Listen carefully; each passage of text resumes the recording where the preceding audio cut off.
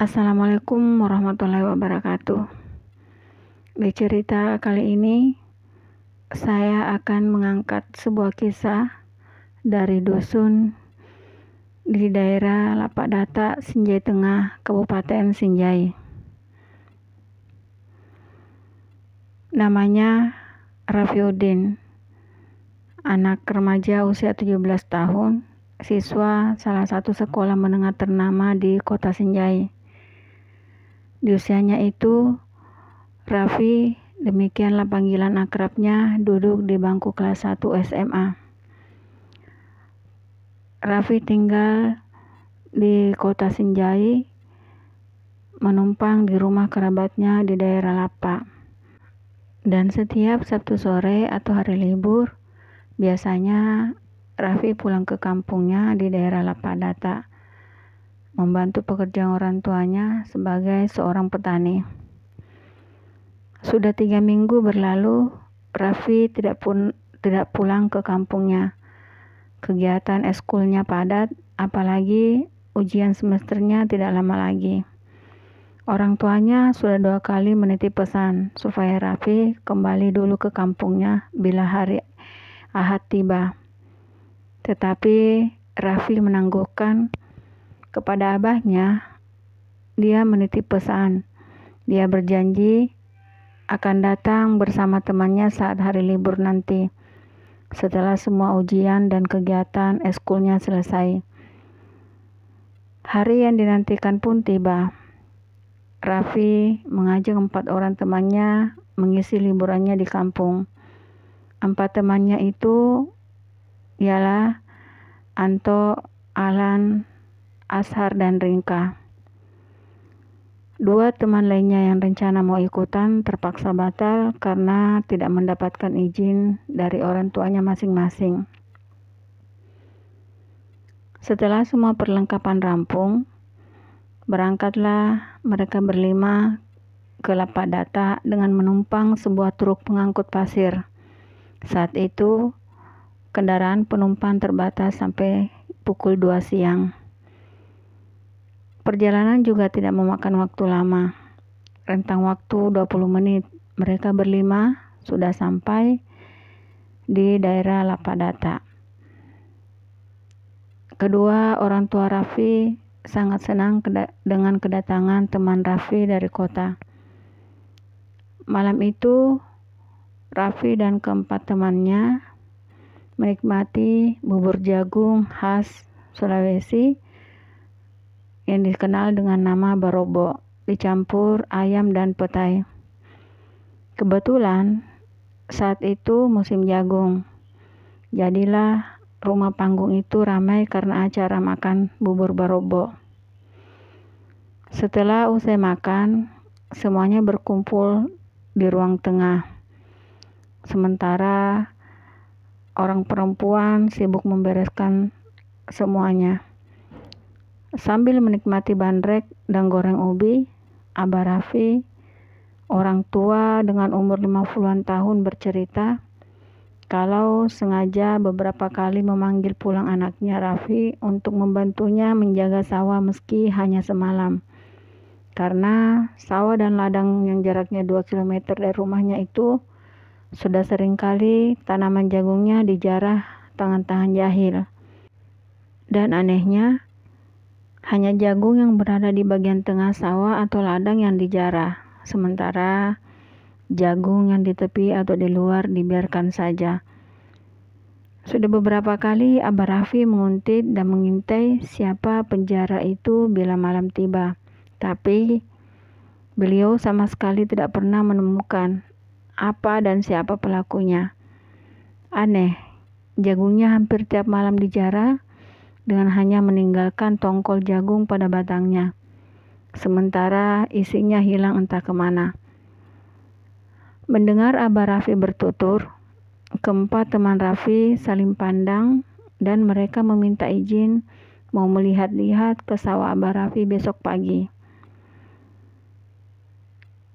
Keesokan harinya, usai sholat subuh berjamaah di surau, mereka lalu menikmati kopi tubruk, kopi hitam dengan gula aren, 2 piring kue Nagasari sebagai sarapan. Jarum jam sudah menunjukkan pukul 7.30. Dengan perlengkapannya masing-masing di ransel, Raffi dan keempat karibnya itu berangkat menyusul abahnya ke sawah. Beberapa petak sawah dan ladang milik Abah Raffi lumayan agak jauh dari rumah. Untuk ukuran orang kampung, 2 kilometer itu bisa lebih menurut orang kota. Begitulah yang dirasakan oleh keempat teman Raffi.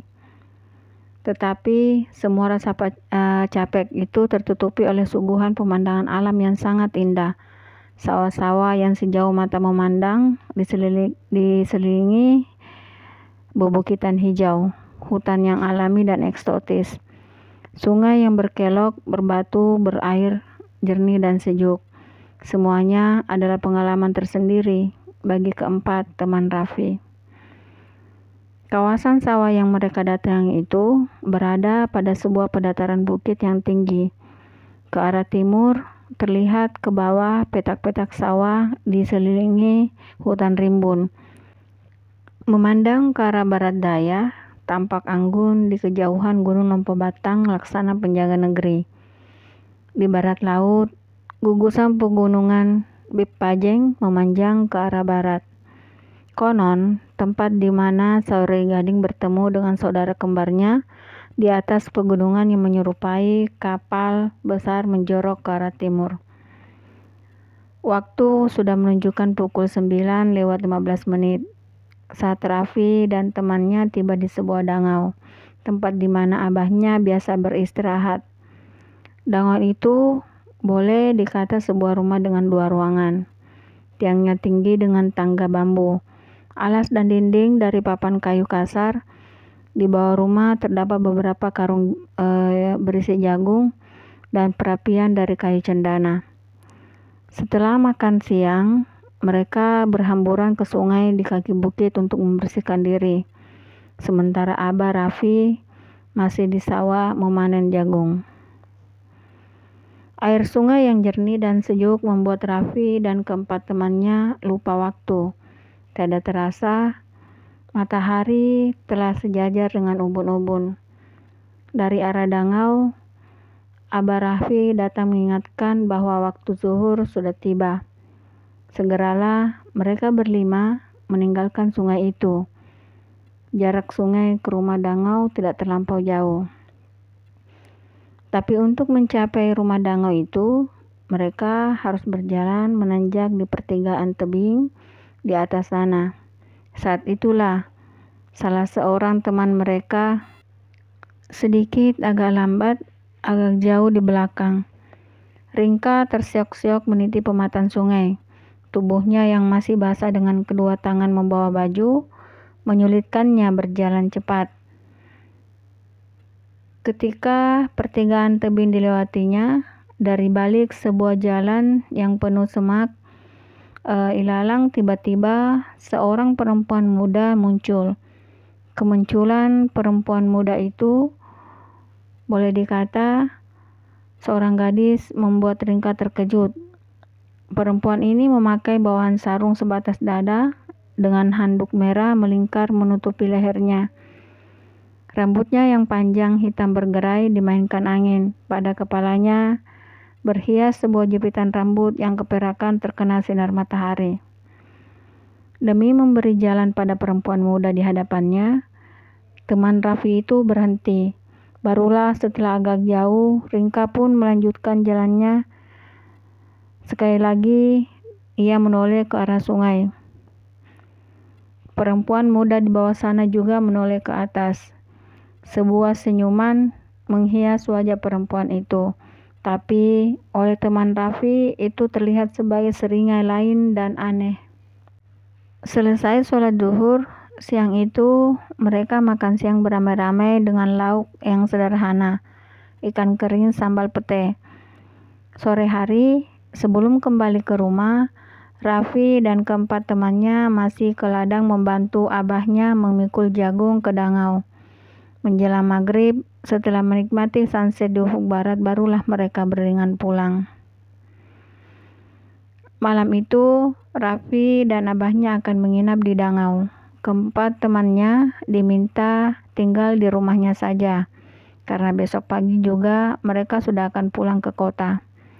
Tapi keempat temannya bersikeras ikut ke Dangau menginap malam itu. Akhirnya, setelah dapat izin dari abahnya Raffi pun mengalah dengan keempat temannya itu. Sesudah sholat Isya, mereka pun berangkat ke Dangau. Penerangan di jalan berupa senter dan obor. Beberapa kali Asar dan Anto jatuh terpeleset karena jalan yang licin dan becek. Mau tidak mau, jadi bahan candaan Raffi, Ringka, dan Alan. Jam tangan Anto sudah beralih pukul 21:35 saat mereka sudah sampai di Dangau. Cahaya purnama tampak sangat indah di atas sana. Gugusan pegunungan di berbagai arah tampak jelas berkilau terkena cahaya purnama. Setelah puas menikmati keindahan bulan purnama, Raffi dan keempat temannya naik ke rumah. Sementara abahnya membuat perapian di kolong rumah untuk mengusir nyamuk. Selang waktu tidak berapa lama kemudian, abahnya menyusul naik. Diterangi pelita dari minyak tanah, mereka berkumpul. Dengan goreng pisang dan kopi tubruk aren, Abah Raffi lalu mulai bercerita tentang legenda pegunungan Bepajeng. Dari sejak muda dulu, bahkan dari kakek Raffi masih hidup, cerita tentang Bulu atau Gunung Bepajeng turun-temurun. Konon cerita orang tua-tua dulu, bukit batu yang di atasnya itu berupa persawahan. Dulunya adalah sebuah kapal besar kepunyaan Saweri Gading yang kandas karena air laut telah surut. Menurut kisah, Saweri Gading datang berlayar ke tempat itu karena kerabatnya punya hajatan. Di dalam kapal itu terdapat berbagai barang-barang milik Saweri Gading. Di antaranya harta karun berupa emas, mulai dari guci sampai gelang, dari pemukul gong sampai gong emas besar tetampah. Saat matahari naik di ufuk timur, terlihat kawasan pegunungan Bulu Bepajeng bercahaya kuning keemasan disapu cahaya matahari pagi. Konon, itulah pantulan cahaya emas di perut kapal yang membatu itu. Di tempat itu juga cerita orang tua dulu tempat bertemunya Saweri Gading dengan saudara kembarnya. Alan yang dari tadi menyimak serius cerita Abah Raffi itu, lalu bertanya, kalau ada emas di Bulu Bepajeng, kenapa tidak ada orang yang berjibaku mencarinya puang? Abah Raffi lalu melanjutkan ceritanya. Dari dulu, sudah beberapa orang yang bermimpi tentang gong emas itu di Bulu Bepajeng. Bahkan ada orang dari luar daerah Sinjai bermimpi bahwa ada gong emas besar di tempat itu. Tapi mereka semua ragu karena penjaga emas itu belum memberi izin dan penjaga kawasan itu seekor ular besar bermahkota emas. Benar tidaknya semua cerita itu dari dulu? Wallahu a'lam bishawab, kata Abah Raffi. Lalu Abah Raffi juga menceritakan tentang ular besar penjaga gunung atau Bulu Bepajeng. Konon sering terlihat orang-orang tertentu turun melintas dan menghilang di kaki gunung. Sejauh mana keberadaan cerita itu? Abah Raffi juga hanya menunjuk ke atas. Yang jelasnya, cerita itu sudah turun-temurun dari generasi ke generasi. Abah masih menikmati kopinya saat satu persatu teman Raffi pamit untuk beristirahat. Malam semakin larut, udara pun semakin dingin.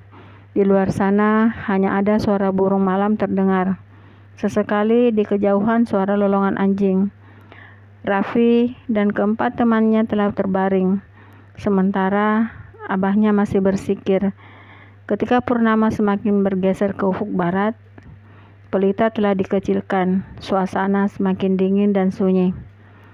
Perapian kayu cendana dan serai kering di bawah dangau semakin santer baunya.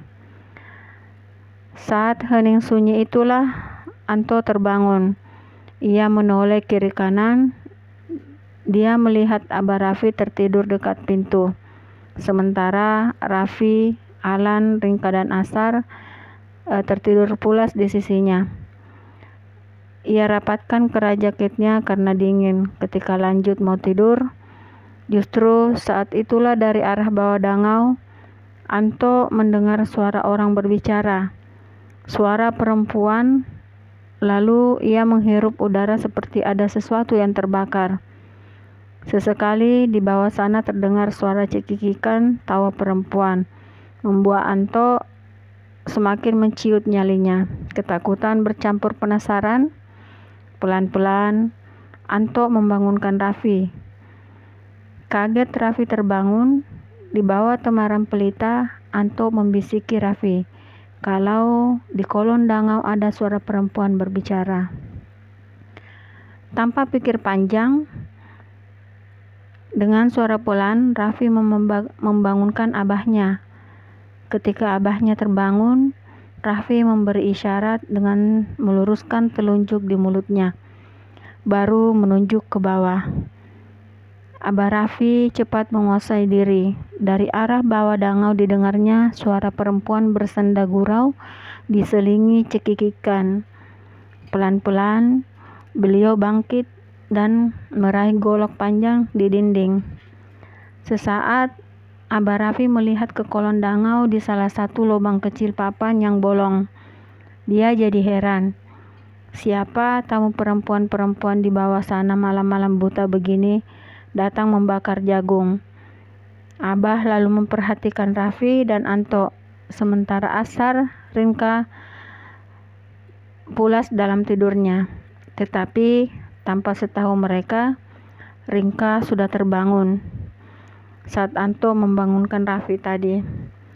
Dia lalu pura-pura tidur menyamping, tetapi sebenarnya Ringka mengintip dari celah papan ke kolong dangau. Nampak 5 orang perempuan muda di bawah sana terlihat olehnya, sangat putih dan cantik semua. Memakai kain panjang sebatas dada, rambut panjang tergerai menutupi punggung. Tetapi ada di antara perempuan di bawah sana yang membuatnya hampir berseru dan bergidik takut. Ternyata di antara 5 perempuan yang asyik membakar jagung itu, salah seorang di antaranya memakai hiasan jepitan rambut. Benda itu berkilau terkena cahaya api. Dan yang membuat Ringka seperti mau mengencingi dirinya, karena perempuan itu juga yang ditemuinya siang tadi sepulang dari sungai mandi. Abah Raffi terlihat sangat tenang setelah mengucapkan taus dan basmalah. Beliau lalu berdehem keras. Seketika itu pula suara senda gurau dan cekikikan dari bawah sana lenyap. Lalu terdengar suara seperti orang lari di antara batang-batang jagung. Ketika Abah Raffi berdehem keras, Ringka mengintip ke bawah sana. Saat itu jantungnya seperti berhenti berdegup. Ketika 5 orang perempuan yang berada di bawah kolong dangau bersamaan mendongak ke atas. Pandangannya seolah-olah menembus lantai papan. Sorot mata mereka tajam. Lalu perempuan yang memiliki hiasan jepitan rambut memberi isyarat. Mereka pun berlima berserabutan lari meninggalkan kolong dangau. Lalu, siapakah kelima perempuan yang berada di bawah kolong dangau Abah Raffi itu? Dan dari manakah mereka berasal? Nantikan cerita selanjutnya hanya di Horror Story.